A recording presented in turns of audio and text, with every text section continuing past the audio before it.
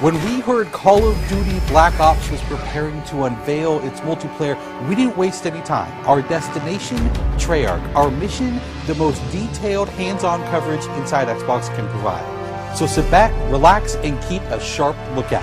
Every feature you hear about in this preview has never before been done in a Call of Duty game.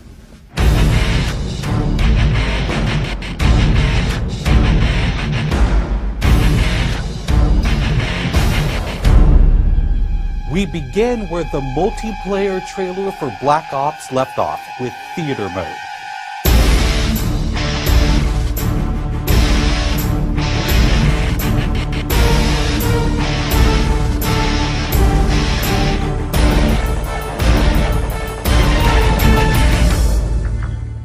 Dan Bunting explains. You can switch the camera from any player's perspective in both first person and third person. You can detach the camera and go into free cam mode, which allows you to fly anywhere on the map, basically. It's really interesting when you pause the game and go into free cam, you just see all the particle effects just in their full glory, just frozen in time, and it makes some really awesome footage. We really want to give players the tools to be creative, make their own machinima, make their own highlight reels. Maybe they're really competitive clans that want to just capture the films from their matches and then go back and analyze what the other team did or whatever. Also brand new to Call of Duty is Black Ops' new currency system. We put the currency system into Black Ops multiplayer principally because we felt like it'd be a very interesting way to engage with all the unlocks that you've been getting. So one of the things that's really fun about currency is instead of being specifically told at a specific level what you're going to get, we're unlocking features by level, but then once the feature is unlocked, you can purchase any component of that feature with the currency directly. Of course, when you got a little currency jingling in your virtual pockets, nothing feels better than putting it on the line against your fellow players. Say hello, everyone, to wager matches. When we were developing the wager match game modes, we went through a whole bunch of ideas to find the 4 that we were going to use to ship inside the game. And really, if it wasn't people screaming in joy and frustration when they were sitting around the office playing, it wasn't good enough to be a wager match.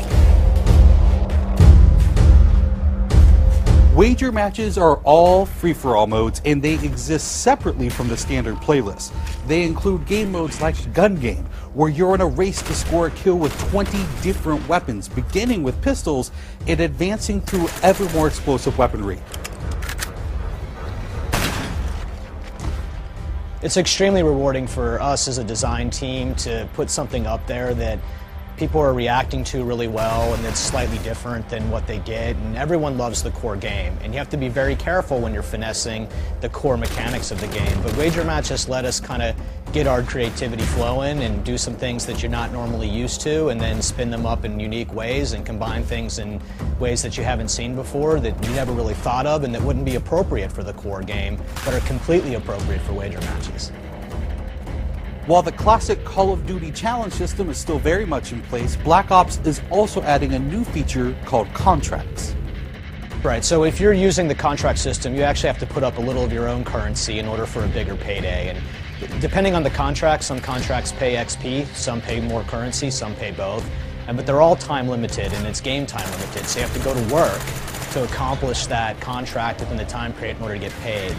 It's different from the challenges, in so much that the challenges some players like to use very aggressively, and they map out their path through the challenge system in order to maximize their XP gains, in order to level faster. And then a whole nother set of players uses the challenges sort of passively. They're there, when you get them they feel good, but contracts gives you a way to directly engage with the content inside the game.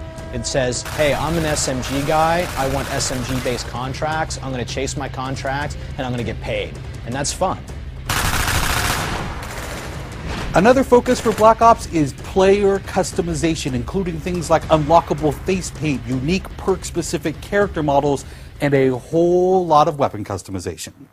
We've been we stole the line from Full Metal Jacket, this is my weapon, this is my gun, and we're chanting that around the office as sort of our mantra for this feature. Originally it started with one of our designers he just made kind of an offhand comment one day where he said, you know, I really have a certain attachment to the weapon that's my favorite. I want to make that weapon mine, and that was all it took.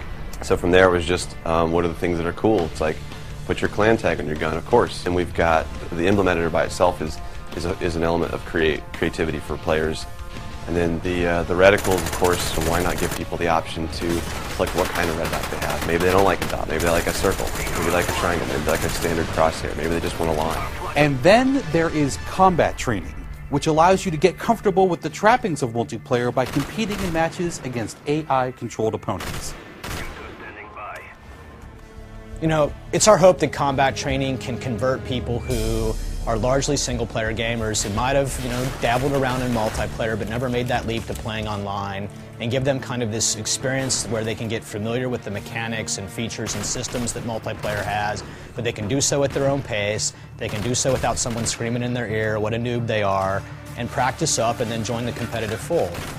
Experienced players could use combat training to practice up on a particular weapon, a particular tactic, or a particular map. So we think it appeals to both audiences, but most directly, it was designed to help new players get into the mix.